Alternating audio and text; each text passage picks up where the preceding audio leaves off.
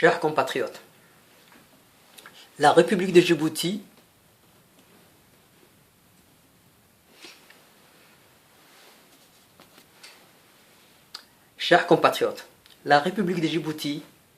est en proie à un processus de somalisation inéluctable causé par les délires du dictateur Ismaïl Omar Guelleh. Son acharnement à vouloir briguer un quatrième mandat illégal exacerbe les tensions politiques et sociales. L'homogénéisation ethnique, autrement dit, la somalisation de notre société qu'il poursuit par le biais d'une politique de peuplement et de naturalisation de tous les membres de sa tribu d'origine étrangère, éthiopienne et somalienne, constitue une menace pour l'existence même de notre nation. Il est triste de le dire, mais tous les ingrédients ayant entraîné la disparition de la République de Somalie ou l'effondrement de l'État somalien sont réunis chez nous. Lorsque je parle ici de la somalisation, j'ai fait allusion au sens propre du terme. Je ne fais pas allusion au concept créé en sciences politiques, ni à la somalisation de la colonie de Djibouti, commencée en 1896 par la France coloniale. Notre pays est au bord de l'effondrement. Après une année 2013 où tout a semblé un moment possible, grâce aux manifestations pacifiques antigouvernementales, le peuple est déçu. Il est démobilisé aujourd'hui. Il est démobilisé par les discours contradictoires et soporifiques de la coalition USN. Depuis 38 ans, ce régime mène une guerre totale contre la communauté Afar. Elle est exclue du corps social. Torture d'opposants, assassinat des civils, viol des femmes Afar, crimes de guerre entre 1991 et 1994 et bombardement des campements Afar dans le nord de Djibouti, dans le Mabla et dans le Gouda. D'autres bombes à retardement sont semées un peu partout dans la société et menacent, bien entendu, l'unité nationale. C'est le cas de la politique de peuplement menée par le régime. C'est le cas également de la politique de colonisation de la région du Dikil. Ces pratiques ciblent exclusivement les intérêts et les droits fondamentaux de la communauté Afar. Depuis 38 ans, la dictature cherche à créer en République de Djibouti un État ethniquement homogène. Je suis tenté de dire un État Issa, tribalement homogène. Je ne veux pas m'étaler ici sur les conditions dans lesquelles le découpage administratif a donné naissance à la région Arta en 2002 par le fait de prince. Il a fallu pour cela démembrer les anciens sultanats de Goba'ad et de Djibouti, de Goba'ad et de Tajoura, afin de doter la tribu présidentielle d'une nouvelle région administrative. La dictature ne disposant pas des moyens financiers suffisants pour mener à bien son projet colonial, peut disposer des moyens financiers fournis par ses alliés.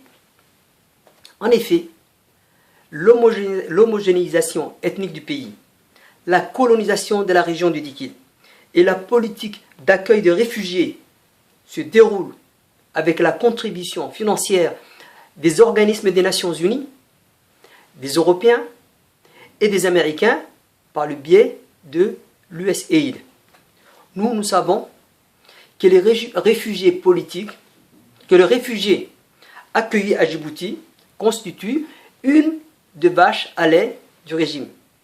Mais les Nations Unies, les Américains et les Français savent-ils qu'ils participent, qu'ils financent une colonisation rampante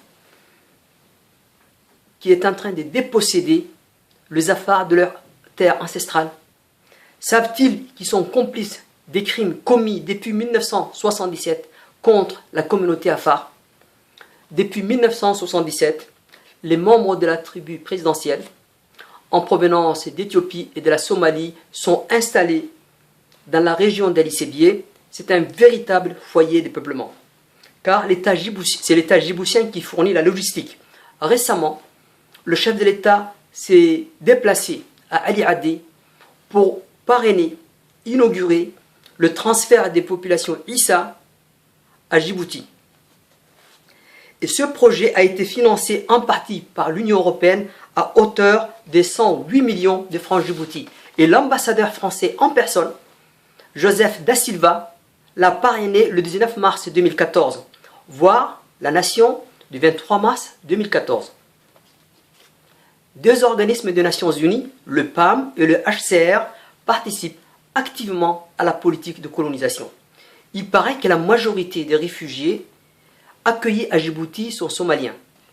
Mais où sont les Érythréens, puisque dans notre région, la population, le peuple le plus menacé est les Érythréens? Où sont les Afars? Il n'y a pas d'Afars à Djibouti. Il n'y a pas de réfugiés Afars accueillis à Djibouti. En réalité, ces réfugiés sont des Issa originaires d'Éthiopie ou de Somalie encadrés par le régime. Depuis 1977, les villes de Dikine et de As'ila sont submergées par des réfugiés Issa. Et aussitôt, ces derniers disent qu'ils sont nés à Djibouti. Le poste administratif de Mouloud a été spécialement construit pour eux. La bourgade de Sankala, en affaires on dit parfois Sankal, est occupée par des milliers d'Issa importés d'Éthiopie sans autorisation, installés également à Sankal sans l'autorisation des autorités Afar et sans l'autorisation des autochtones. À proximité, un camp militaire est là pour les protéger.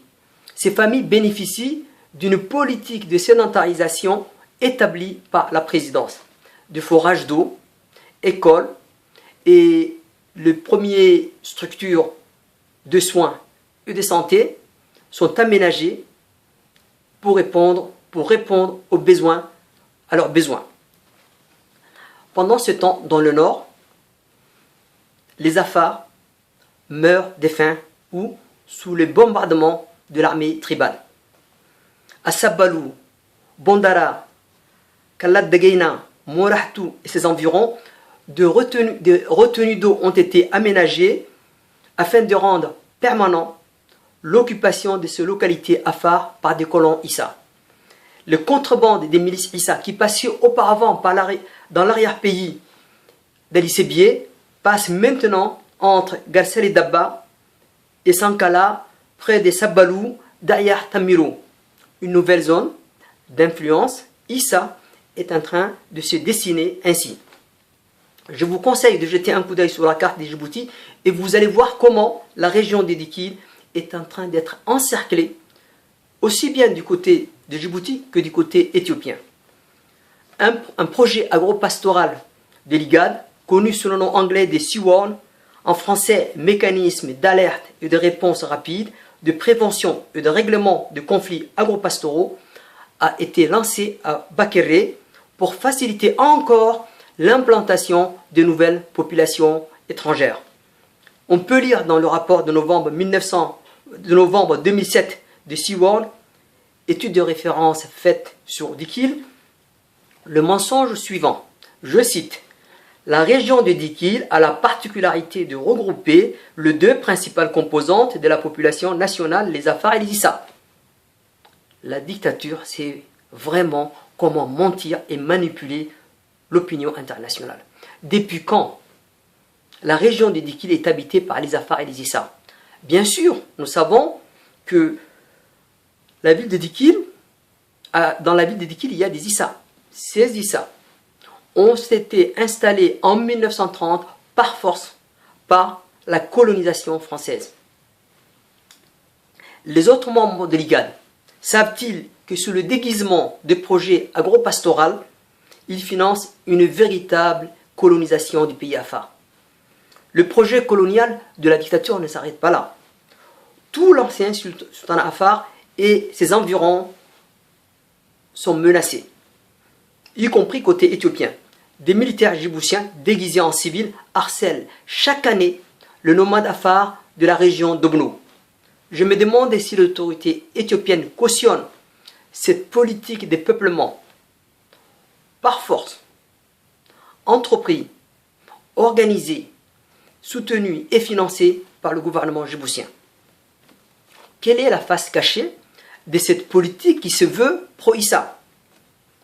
Bien sûr, elle offre des avantages à court terme aux Issa, mais de préférence aux Issa d'origine étrangère. Et ce sont des droits, des avantages spoliés, extorqués aux Afars. Deuxièmement, la somalisation garantit à long terme les intérêts de la dictature, du régime et du dictateur. Troisièmement, elle renforce le leadership du clan présidentiel de Mammassan sur la société et bien sûr sur les Issa. Vous savez qu'une dictature ne donne jamais de droits et des biens d'une manière gratuite. Pour cette dictature, il y a Issa et Issa bien sûr. Sachez que le clan présidentiel n'habite pas la région des Dikil. Le dictateur n'a pas installé son clan présidentiel dans des régions conflictuelles. Vous les Afars êtes l'ennemi intérieur pour ce régime. Vous êtes les premiers à pâtir de ces excès. Vous êtes les seuls dans la lutte à mener contre la colonisation de la région de Dikil. Vous êtes seuls dans la lutte à mener contre l'homogénéisation tribale qui menace votre pays.